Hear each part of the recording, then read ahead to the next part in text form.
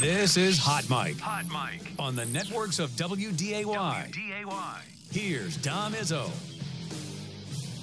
Welcome back, everybody. Hot Mike, Hour 2, ready to rock and roll on this Tuesday morning. Mark Gibson, Bismarck head football coach, will join us in about a half hour, give us an update on the Demons and their outlook for 2024. We went to break. We were chatting about the UND quarterback battle that was decided yesterday, and inadvertently, this all worked out. It's great producing by me. It looks it, but it wasn't intended that way, because I'll read an email I got last week asking, Dom, when is the next time you're going to have the Langdon head coach on? And I'm not kidding. I got that email last week. And I was like, well, we're going to have Josh on soon because I always like to talk with him. And then lo and behold, we find out the starting quarterback for the University of North Dakota is one that Josh Krivarchka coached for 4 years, that won 3 state championships with. And lo and behold, on the first day of school, the head football coach at Langdon area Edmore Munich joins us here on this Tuesday morning. It's great to see you. Happy New Year. Tell me about your reaction. You found out that Simon won the job. Yeah, the excitement through the community. You could just, you checked Facebook, and any Langdon friends that I had, they were sharing and reposting it. Pretty cool to see. For him to persevere through. It's a battle and it's a grind for. You get to year 4 and you're in a quarterback battle, and he obviously I'd heard good reports throughout the fall that he was looking good during the fall, and it's just super excited for him. He works hard, and it's just he gets everything he deserves, and as a community and as his football coach in high school, I couldn't be more proud of him. It's pretty cool. You and I chatted right when he decided where he's going to go to school, and I remember that on the show about what the battle was going to be and knowing full well the challenge of that. You mentioned you're following as best you can. What were you hearing out of fall camp and how things were progressing with him? Yeah, I mean, the biggest thing I was hearing is he was on spot with the biggest question mark is always his height. He's 5'10", 5'11". Obviously, we know his athletic ability.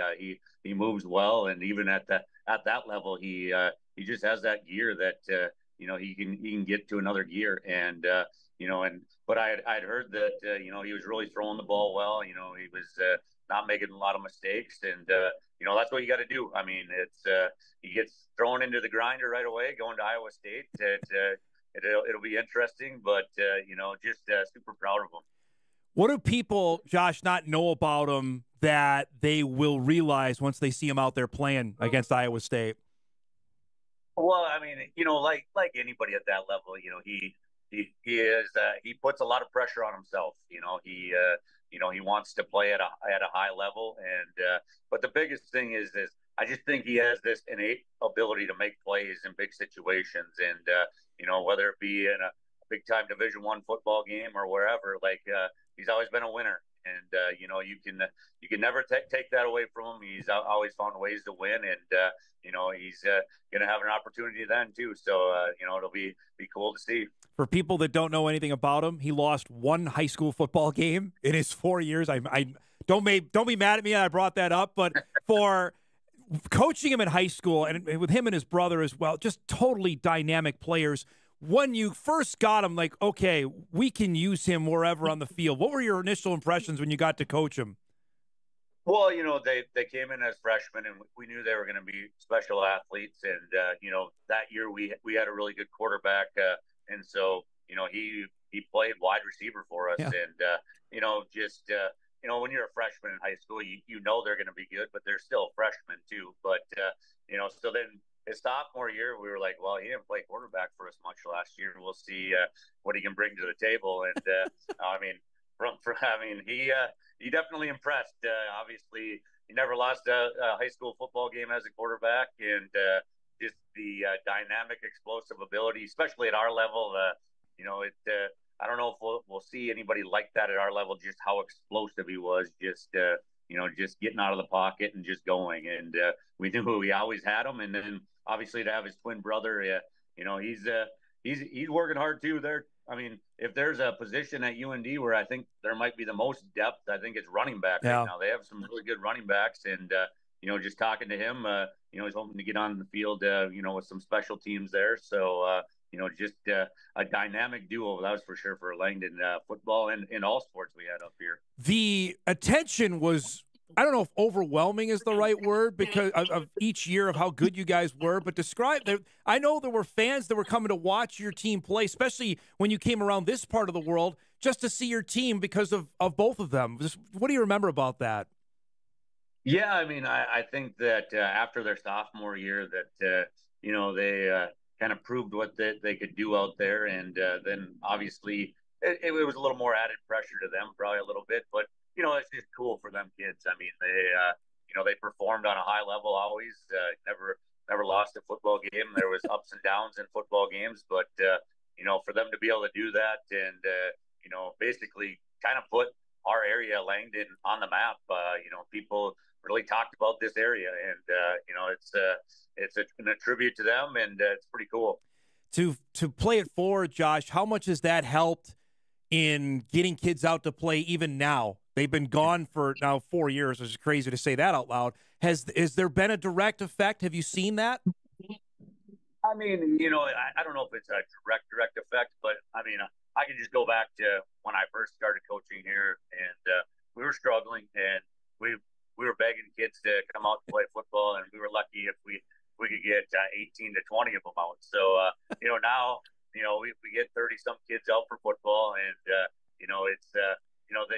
the kids pay attention. They know who Simon Romfo is and Grant Romfo is, and they remember the years of when we won those state championships, and then obviously we've been pretty good here the last few years too, and they want to keep the tradition going, and they want to play to a standard, and we're just we're glad that they came through to set that standard for us. All right, do you have to change travel plan? You have a home game on August 30th. Do you need to change travel plans to make it to Ames, Iowa the next day, or what?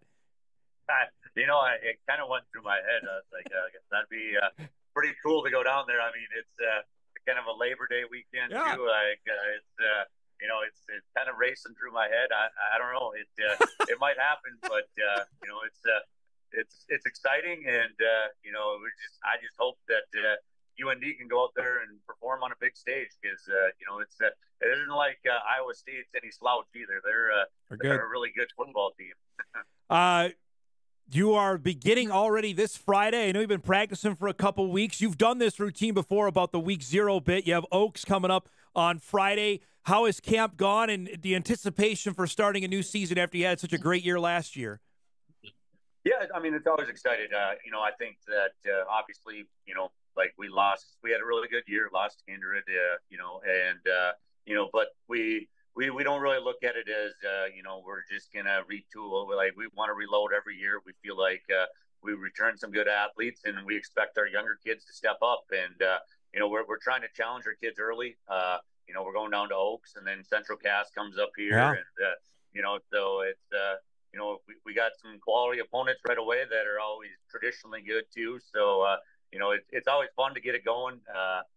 Now we're practicing after school, and it's, like yesterday, it was hotter out. You gotta get used to that. But it looks like this Friday at 7:00, it's going to be 85 degrees. So everybody's got to deal with it, and it's exciting to get going, because, this time of year is my favorite time of year. You play Friday night, watch college football, the NFL Saturday and Sunday. It can't get any better than that. That's for sure. I have to add, because I saw this on your schedule this morning. Have you had Central Cass up there before? I can't remember.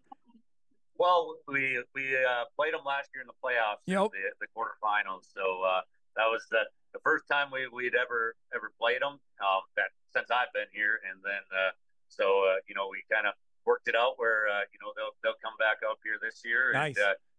And then after this year, they will switch divisions. So I mean, it's I don't know where we'll go from there, but hopefully the talks are that we're going to go to a 2-year plan, and hopefully we get that all squared away and figured out. But until that happens, I got to see it to believe it, for sure. That's a whole other story. I'm waiting for Gibby to unload on that. You don't have to go down that road. But to have Central Cass, that is a big deal at your place. You're going to have a great crowd for that game. Yeah, I mean, we expect Central Cass to bring a great crowd. Yep. Even last year in the playoffs, it was about 15 degrees up in Langdon, and they brought a big crowd then too. And I don't think that they were necessarily ready for what they stepped onto the field of. It was like a frozen tundra up here, but it's exciting to have them up there. They're a school that has really turned their football program around. Tommy's done a great job there, and they're always going to bring athletes, and it's fun to have them up at our place. You had a chance last year, Josh. You faced a couple of Division I guys. You saw Coy Okeson from Bishop Ryan, and obviously you saw Sunram from Kindred. Give me your evaluation of each of those guys of what they can do potentially at the next level. Yeah, I mean, we played Coy Okeson early on in the year.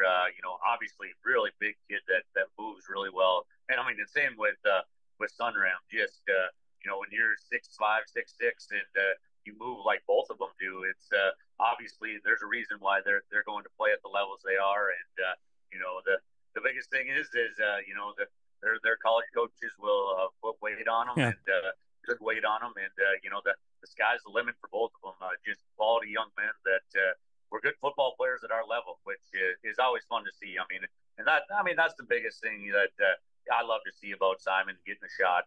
Yep. It just shows.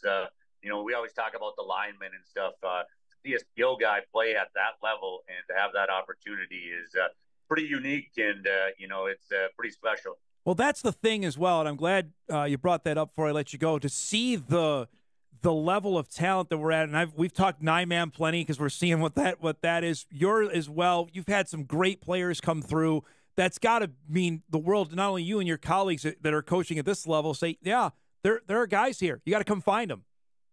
Yeah, I mean, just look at UND for instance. I mean, Simon Romfo, Langdon, and then you have Bo Belquist from New Rockford. I mean, two skill guys, and then I saw on their depth chart yesterday that there's a starting lineman from Lisbon, North Dakota, as of right now. So, just small town kids that have great work ethic. That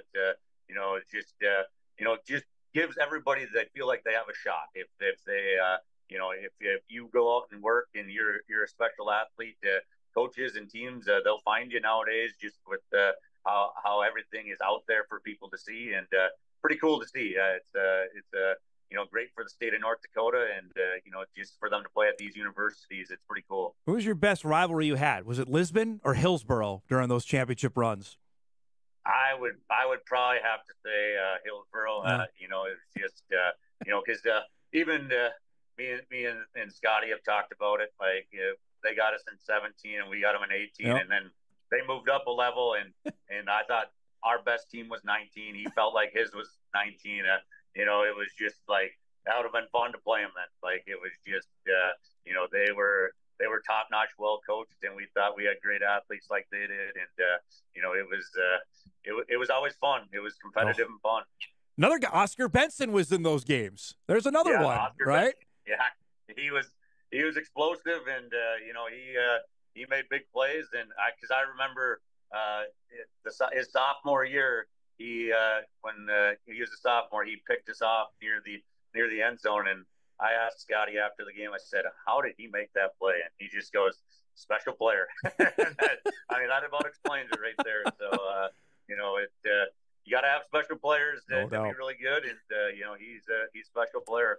It's great to see you. Congratulations. I know everyone's got to be going crazy up there. Good luck this weekend. I hope it stays cool for you, and we'll catch up down the road, okay? All right, I appreciate it, Dom, and I always appreciate you promoting high school football. It's great to see, and it just should be a fun time of year coming up. Thanks, bud. Good to see you, man. Good luck. Yeah, thank you. Josh Krivarchka, head coach at Langdon area Edmore Munich. The Cardinals open up the 2024 season on Friday night at Oaks. That is another dynamite place to watch a high school football game. I don't care how hot it is. It's not going to be that bad. We get it. We've dealt with this before. But that's a dynamite spot. And, boy, they're going to be going just nuts about Simon Romfo winning the starting quarterback job at the University of North Dakota. You saw the highlight reel that was edited together, and we televised, obviously, all those games the 4 years in a row that Langdon was there, 17, 18, 19, and 20. That 17 game where they lost to Hillsborough, dynamite football game. 18 game when they beat them, fabulous game. Heck, the year they beat Lisbon, I want to say, I think it was 2020. That was a really good game. Langdon pulled away, but that was another really entertaining game. I covered their opener in 2020, the season opener they played in Hunter in Northern Cass. And the fanfare with that, because that was their last dance, that was their last hurrah, because the Rumfos were graduating, and they knew full well that everyone expected them to three-peat. They had won, I think, 24 or 25 games in a row heading into that. There was some real pressure. It was fun to watch, and we'll see how it goes for him to start the year at Iowa State. We'll break. We come back. Our Missouri Valley Conference preview series continues with a look at Southern Illinois. The Salukis are up next. As Hot Mike rolls on a Tuesday morning, we're back after this